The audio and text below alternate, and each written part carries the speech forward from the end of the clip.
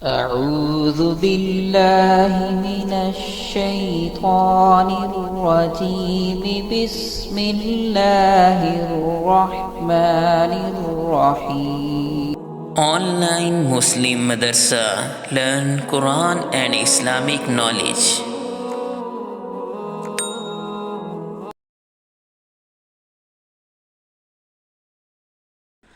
السلام علیکم ورحمۃ اللہ وبرکاتہ۔ آپ تمام دوست احباب خیر و عافیت سے ہوں گے الحمدللہ۔ آج کے لیسن میں ہم عربک کے الفابیٹ کو جاری رکھیں گے۔ اس سے پہلے ہم نے عربک کے پہلے 7 الفابیٹ کو پڑھنا سیکھا ہے۔ تو آج کے الفابیٹ شروع کرنے سے پہلے میں پچھلے الفابیٹ کو ریوائز کروں گا اور امید کرتا ہوں کہ آپ نے بھی پچھلے تمام عربک کے الفابیٹس یعنی حروف کی اچھے سے مشق کر لی ہوگی۔ بسم اللہ الرحمن الرحیم۔ الف با تا ثا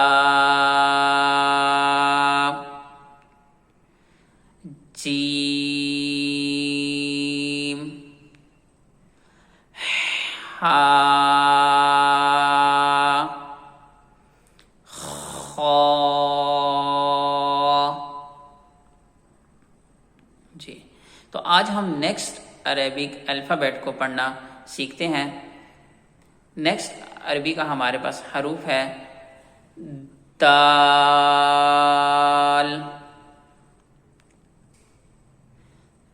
دال۔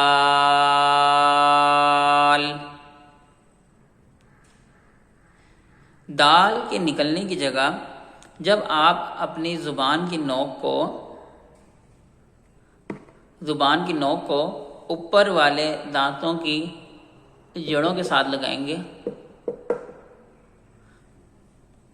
جب اپنی زبان کی نوک کو اوپر والے دانتوں کی جڑوں یعنی اوپر والے دانتوں کی پچھلی سائڈ پہ یہاں پہ لگائیں گے تو دال کی آواز ادا ہوگی، دال۔ جی ہمیشہ یاد رکھیں کہ عربی کے حروف جتنے بھی ہیں ان کے نکلنے کی جگہ کو آپ نے اپنے ذہن میں ضرور رکھنا ہے۔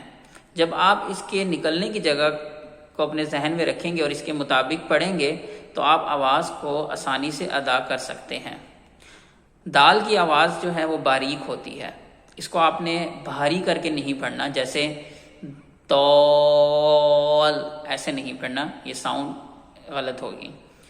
تو آپ نے ہمیشہ یاد رکھنا ہے دال کی آواز باریک ہوتی ہے، دال۔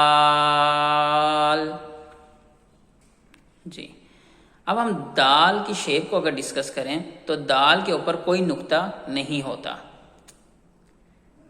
ٹھیک ہے، دال کے اوپر کوئی نقطہ نہیں ہے۔ جی اب ہم نیکسٹ عربک الفابیٹ کو پڑھنا سیکھتے ہیں۔ ذال،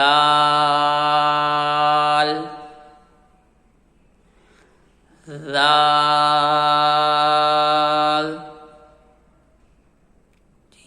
ذال کا ایگزٹ پوائنٹ یعنی ذال کے نکلنے کی جگہ جب آپ اپنی زبان کی نوک کو اوپر اور نیچے والی دانتوں کے درمیان میں رکھیں گے،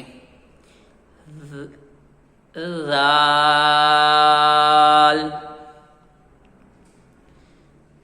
جی ذال کی آواز جو ہے وہ سافٹ ہوتی ہے، سافٹ آواز، نرمی کے ساتھ پڑھا جاتا ہے ذال کو، اور ذال کی آواز بھی نرمی کے ساتھ باریک ہوتی ہے۔ آپ نے یاد رکھنا ہے ذال کی آواز نرمی سے اور باریکی کے ساتھ ادا کی جاتی ہے، ذال۔ اس کو آپ نے سختی کے ساتھ ادا نہیں کرنا، جیسے زال، یہ غلط ہوگا۔ اسی طرح آپ نے اس کو بھاری آواز کے ساتھ بھی ادا نہیں کرنا، جیسے لول، تو یہ بھی غلط ہوگا۔ تو آپ نے یاد رکھنا ہے ذال کی آواز نرمی کے ساتھ اور باریکی کے ساتھ ادا ہوگی۔ اب ہم اگر ذال کی شکل کو دیکھیں تو اس کے اوپر ایک نقطہ ہوتا ہے، پچھلا جو ہم نے حرف سیکھا دال اور زال، دونوں کی شکل ایک جیسی ہے اگر میں نقطے کو ختم کر دوں، صرف اس ایک نقطے کی وجہ سے دال اور زال کی آواز تبدیل ہوتی ہے یا ان کی شکل تبدیل ہوتی ہے۔ تو آپ نے یاد رکھنا ہے دال کے اوپر کوئی نقطہ نہیں ہوتا اور زال کے اوپر ایک نقطہ ہوتا ہے۔ امید ہے اب آپ ان دونوں حروف کو پڑھنا سیکھ گئے ہوں گے، تو آپ اس کی اچھے سے مشق کیجیے گا۔ جتنی آپ مشق کریں گے اتنی ہی جلدی آپ ان کو پڑھنا سیکھیں گے۔ تو بغیر مشق کے آپ کے لیے اگلے لیسن میں جانا بہت مشکل ہو جائے گا، تو اس لیے آپ اس کی اچھے سے مشق کریں، اس کو بار بار دہرائیں اور اس کے نکلنے کی جگہ اور آواز کے بھاری یا باریک ہونے کے اوپر دھیان دیں۔ آپ بہت جلدی عربک کے حروف کو ادا کرنا سیکھ جائیں گے۔ جزاک اللہ خیر۔ السلام علیکم ورحمۃ اللہ وبرکاتہ۔